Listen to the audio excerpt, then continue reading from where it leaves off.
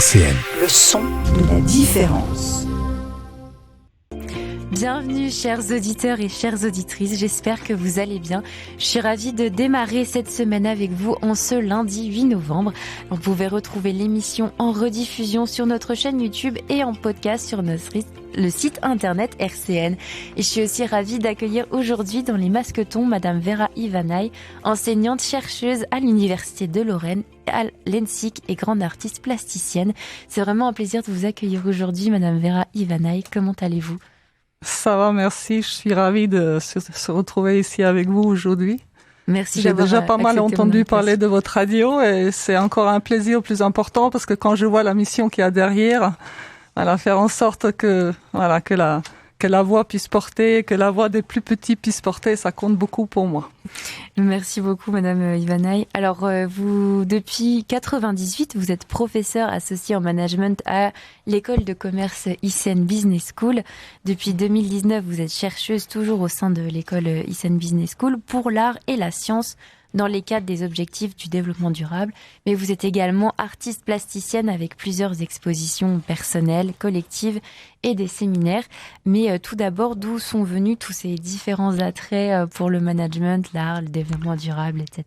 Alors, je vais préciser simplement que c'est tout un long parcours, mais pour synthétiser, je viens d'un pays un petit peu lointain, que ça ne parle pas forcément beaucoup à tout le monde parce que c'est un tout petit pays qui se trouve dans l'Europe de l'Ouest, on va dire ça comme ça, l'Albanie. Alors l'Albanie, c'est un pays qui a été pendant très très longtemps sous le régime communiste et il y a eu un moment où en fait, après avoir terminé mes études en économie et en gestion à l'université de Tirana, à l'Institut d'économie pour l'agriculture, en fait, j'ai eu la possibilité de pouvoir, on va dire, migrer en France pour suivre mon mari.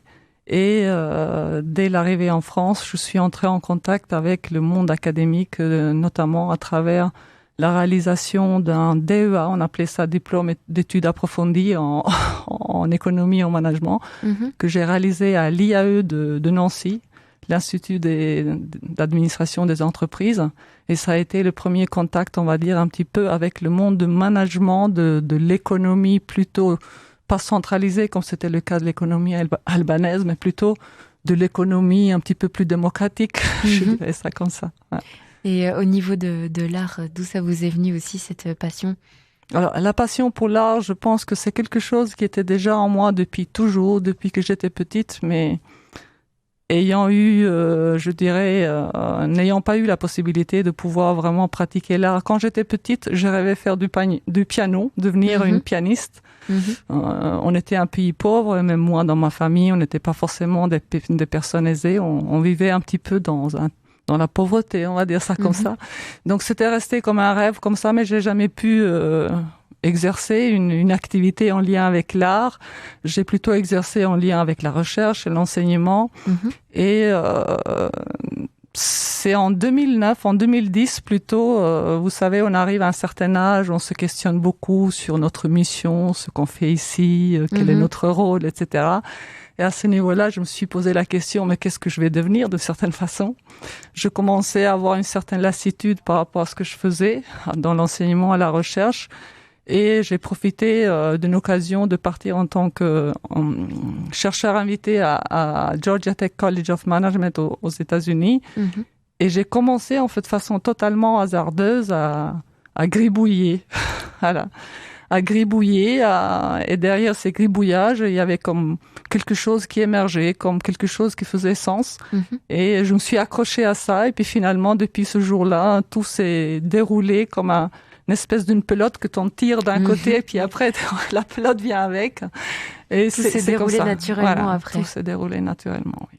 Donc vous êtes vraiment multifonction puisque vous faites aussi des conférences et depuis 2006 vous êtes coprésidente et cofondatrice de la conférence internationale Multinational and Sustainable Development avec des conférences notamment que vous avez fait à Atlanta, Nancy, Lisbonne. Enfin, est-ce que vous pouvez nous expliquer en détail ce qu'est cette conférence aussi ?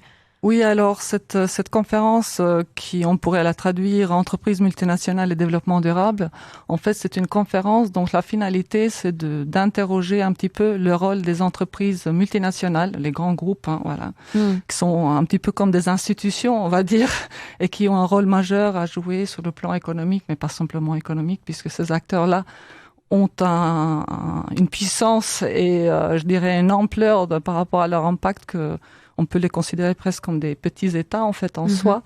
On a voulu savoir un petit peu comment ces entreprises en fait impactent justement les grands changements, les changements de l'époque qui sont exigés par la crise économique, la crise environnementale que notre monde d'aujourd'hui vit. Et on s'est dit que justement ces entreprises ce sont des grands acteurs et il faudrait qu'on puisse comprendre un petit peu quel est leur rôle et qu'est-ce qu'ils pourraient faire en fait pour rendre notre monde meilleur et comment ils pourraient contribuer à des changements économiques en lien avec le développement durable, mais aussi à des changements en lien avec la nature, la protection de l'environnement et des actions aussi au service de la communauté pour protéger les plus démunis, aider les pays à se développer, etc. Donc tous ces éléments, c'est ce qu'on retrouve aussi dans vos œuvres. On en parlera un peu plus tard durant l'émission. Vous êtes aussi, en dehors de cela, vous êtes aussi responsable pédagogique au sein de l'ENSIC, donc l'École nationale supérieure des industries chimiques de Nancy. Oui, effectivement. Alors, juste pour préciser, en fait, moi je suis en poste donc à l'Université de Lorraine et en tant que maître de conférence à l'ENSIC, donc École nationale supérieure des industries chimiques de Nancy, et je suis en charge de l'ensemble des unités d'enseignement en lien avec les sciences humaines, économiques et managériales.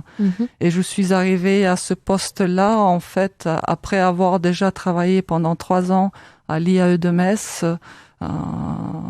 toujours dans le domaine de management, essentiellement dans le domaine de management stratégique. Et je suis arrivée à l'ENSIC, en fait, dans l'idée de pouvoir développer les enseignements de management au service des formations d'ingénieurs et notamment là, les formations des ingénieurs qui sont prédisposés à aller travailler dans le secteur de l'industrie chimique.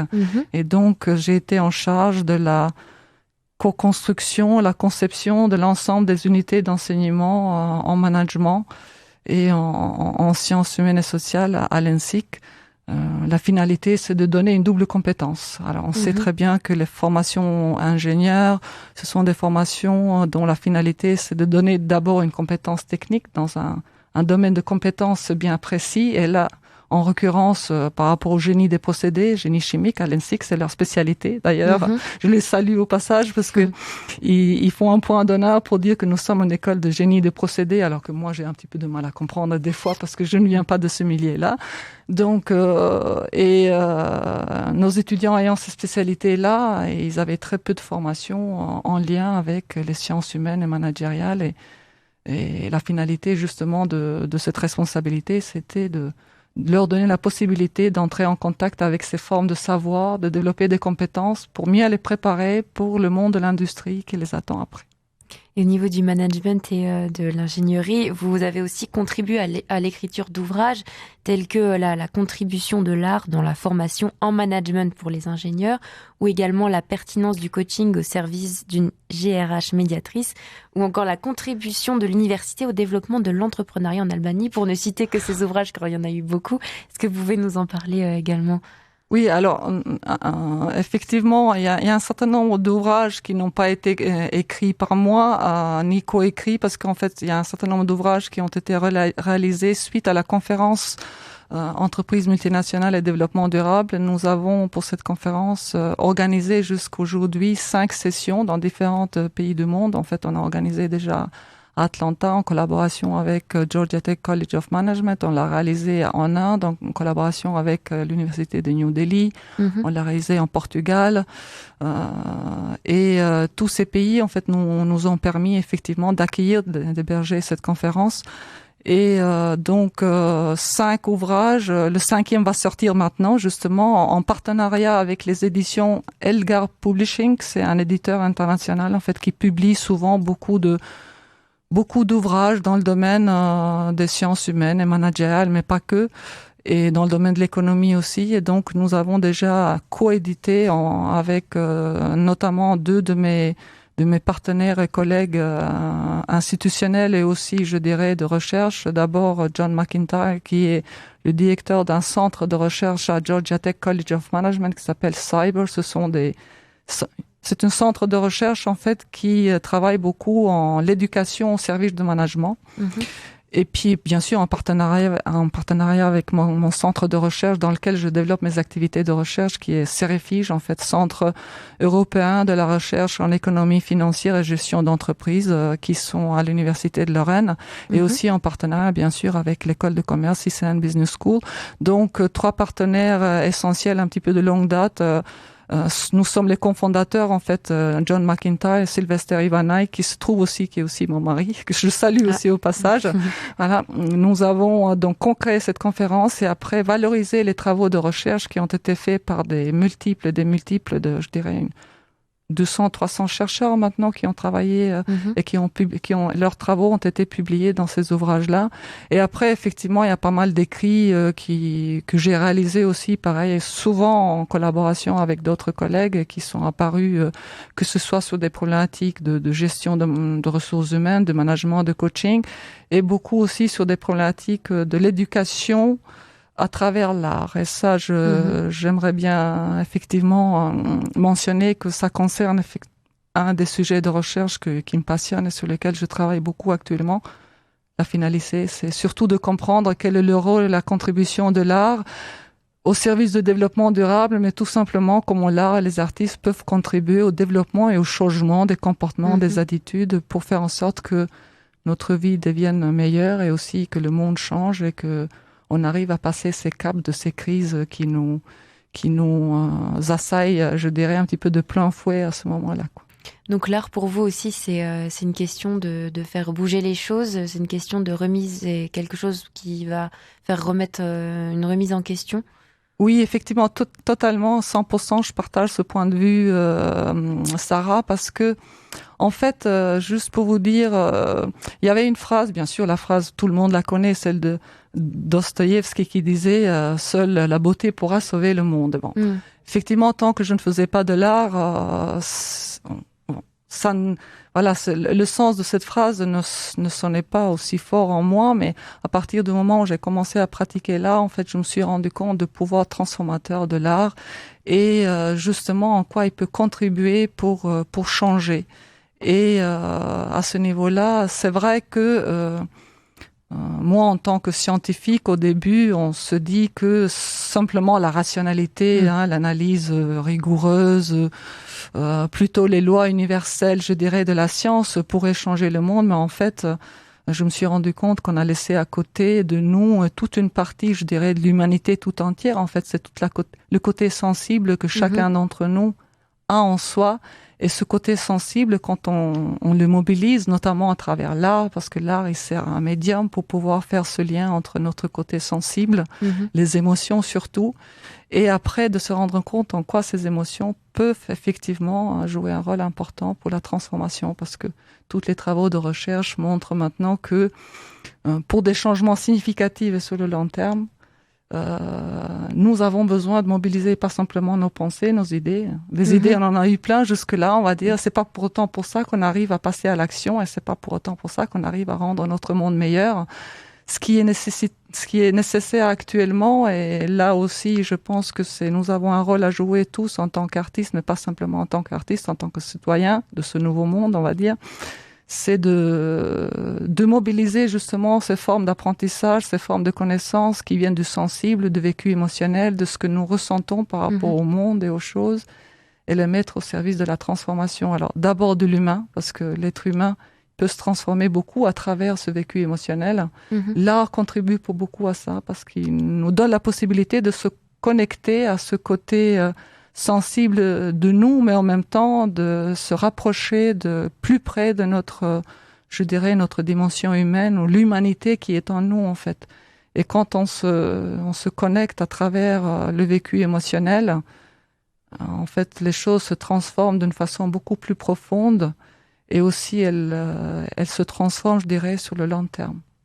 Et mes études ont contribué aussi à comprendre ce rôle justement de l'art sur les changements durables dans une approche que moi j'appelle intégrative, parce qu'en fait, la question, ce n'est pas de nier la pensée ou la rationalité. La question, c'est simplement de lier l'ensemble, à la fois la rationalité, mais aussi le côté émotionnel, et être capable après de passer à l'action, hein, parce que sans action, il n'y a pas de transformation. En fait.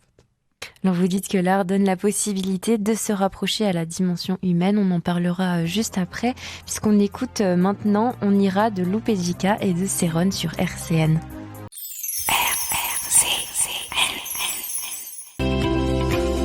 Et je suis toujours avec Madame Vera Ivanaï, enseignante-chercheuse à l'Université de Lorraine et l'ENSIC, et également grande artiste plasticienne. Vous pouvez la retrouver sur Facebook, voir également ses créations. Alors, dans vos pratiques artistiques, vous explorez des concepts qui sont philosophiques, complexes, tels que la vie, l'énergie, le mouvement. Alors, comment vous essayez, vous essayez de retranscrire ces notions dans vos peintures ? Alors, comment j'essaie de les transcrire dans mes peintures? En fait, c'est un petit peu comme si j'avais découvert une petite équation derrière. En fait, j'aime bien, on va dire, dans ce que je fais, à la fois être capable de pouvoir laisser mon geste et mon action de s'exprimer de façon libre. Mm-hmm. Et donc, beaucoup dans ce que je fais, c'est dans le trait, c'est dans le pinceau, c'est dans le geste, c'est dans l'attitude. Et ça me renvoie au corporel, en fait, un petit peu. Mm-hmm. Donc, beaucoup de ces créations sont remplies je dirais, d'une espèce de savoir, je dirais, plutôt pragmatique, hein, voilà, que nous avons tous à travers, dans nos mains, on va dire ça comme ça. Et en même temps, j'essaye de faire passer une émotion parce que, en fait, finalement, l'énergie, c'est quoi? C'est des vibrations, différents types de vibrations. Et faire passer une émotion, c'est très important pour moi dans l'art. Et comment je le fais passer, cette émotion? Souvent, c'est à travers, justement, un certain nombre de vécus émotionnels que moi j'ai, et puis la façon comment je regarde le monde, et j'essaie de les transcrire, ce que le monde induit en moi sur le plan émotionnel, j'essaie de le transcrire sur une toile, bien qu'effectivement mon monde émotionnel aussi, il y va dedans. Et puis j'y ajoute aussi une autre couche, je dirais, une certaine prise de recul, parce que j'aime bien dans ce que je fais interroger le sens. Donc le sens, alors le sens de quoi ? Ça peut être un petit peu prétentieux, mais j'aime bien m'interroger sur le sens de la vie sur Terre, sur le sens de l'action de l'humain sur Terre, sur ce que nous devenons, d'où nous venons, où est-ce que nous allons, etc. Donc, tout un ensemble de questionnements. Et ces questionnements-là, souvent dans l'art, elles se traduisent en fait dans une espèce d'harmonie de l'œuvre, une œuvre qu'elle fait sens une fois qu'elle est terminée, on va dire ça comme ça. Et je mélange tout ça, et je dirais à la fois la capacité de pouvoir s'imprégner à travers le corps, dans le geste et dans l'action, à la fois ce que je ressens moi et par rapport à ce que je suis en train de faire, le monde dans lequel je vis, mais en même temps une prise de recul pour pouvoir justement renvoyer des idées, je dirais des concepts centraux derrière. Et ces concepts, justement, c'est une espèce de dynamique entre, moi j'appelle ça des forces contraires. Pour moi, la vie, elle est conçue comme ça, c'est c'est tout un ensemble de dimensions un petit peu contraires sur des niveaux de réalité différentes. Je sais pas, le noir et le blanc, par exemple, ce sont deux choses de même niveau de réalité, mais en même temps un petit peu à l'opposé. Alors quand elles se rencontrent, ça crée autre chose. Et c'est dans cette dynamique-là que je conçois ce que je fais, c'est-à-dire qu'il y a des concepts contraires, des niveaux de réalité différents, qui quand ils se côtoient, entre les deux, il y a des choses qui se passent comme une espèce de transformation, et c'est là où je vois le mouvement et la dynamique. Et dans cette rencontre aussi, il y a des choses, des surprises qui émergent, et c'est ce que j'aime bien, en fait, justement, quand je mélange tout ça dans une expérience que moi j'appelle ça expérience esthétique, en fait, au final, parce que c'est ça que j'aime beaucoup. Et d'ailleurs, même en recherche, c'est sur ça que je travaille, sur comment cette expérience du sensible, ou cette expérience que j'appelle esthétique, qu'on peut avoir à travers la pratique d'un art, comment il nous transforme, nous, en tant que personne, et comment après, il peut aussi interroger celui qui observe une œuvre d'art, qui écoute de la musique, par exemple, qui regarde un film, comment il se projette aussi dans le monde de l'artiste, bien sûr, mais aussi dans le monde des œuvres que l'artiste a produit. Et ils se questionnent mutuellement pour faire sens, un petit peu d'une certaine façon. Moi, ça me permet de donner une sens à ma vie à travers ce que je fais, mais je pense que ceux qui s'interrogent aussi à travers ce que je fais, peut-être comprendront un certain nombre de choses, des messages clés. C'est à partir du moment où les gens s'interrogent, je trouve que mes œuvres ont joué leur rôle. Voilà. Elles sont là pour nous interpeller, pour nous interroger. Alors vous parlez de notions contradictoires qu'on peut retrouver aussi dans vos œuvres en série, notamment dynamique et statique, construction et déconstruction, essentielle et superficielle. Alors pourquoi vous faites vos créations aussi sous forme de série? C'est pour illustrer ces formes contradictoires aussi? Alors, d'un côté, il y a ces formes contradictoires dans le sens où j'aime bien effectivement que ce soit l'énergie, le mouvement, la vie tout court prennent sens dans ces forces contraires. Un certain nombre de forces qui sont des forces qu'on pourrait dire nous donnent accès à une certaine forme de pouvoir, et puis d'autres forces qui nous donnent accès à des choses de plus fragiles, plus fragile de l'humain, de plus fragile de la société. Mais de l'autre côté, l'idée de mouvement. Alors pour moi, ce qui est très important, c'est sûrement lié à ma nature profonde. En fait, j'aime bien que ça se développe, que ça se transforme, que ça change.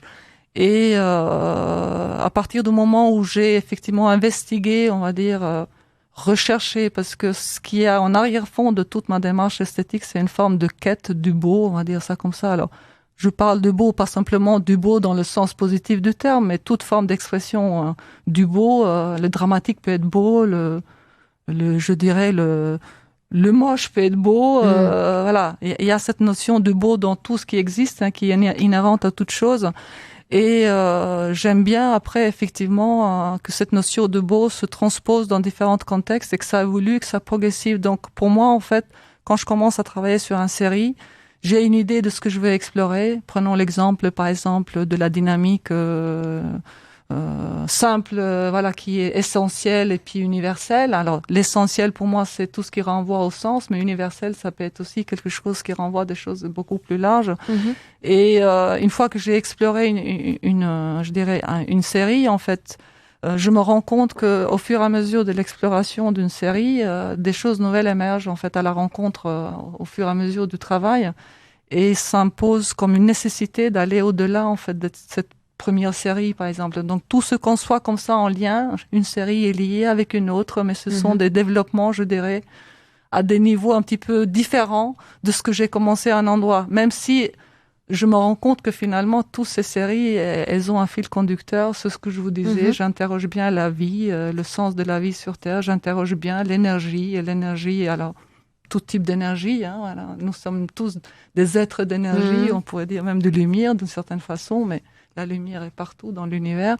Et j'aime bien aussi, après, mettre les choses en mouvement. Et justement, c'est grâce à explorer des choses nouvelles, des formes nouvelles, mais aussi des méthodes de travail différentes, parce qu'en fait chaque série aussi, c'est pas simplement des concepts nouveaux ou des thématiques qui sont nouvelles, il y a aussi des techniques très très différentes que j'utilise en fait, parce que je me rends compte que pour pouvoir exprimer quelque chose qui me tient à cœur, une émotion ou une idée, c'est très important de s'appuyer justement dans des outils. Alors c'est pour ça que chaque série, en fait, j'expérimente aussi. Par exemple, quand je travaille qu'avec le pinceau et dans le trait, je vais me rendre compte en quoi le trait, en fait, nous lie d'une certaine façon avec une partie de nous qui va être très différente quand je travaille avec la brosse ou quand je répands, par exemple, des fluides un petit peu avec la technique de dripping ou je dirais les couleurs se mélangent de façon totalement aléatoire, ou quand dans une série, par exemple, comme celle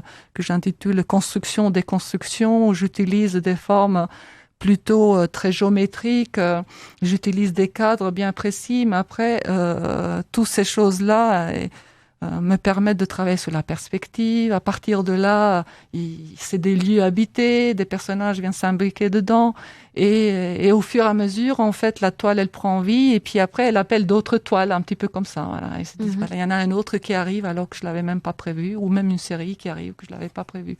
Mais au fur et à mesure, je dirais, chemin faisant, à travers la quête, alors peut-être du sens, à travers la quête de la technique, à travers la quête de la transformation de ce que je fais, il y a des choses qui émergent, et puis après, je les côtoie sur le passage.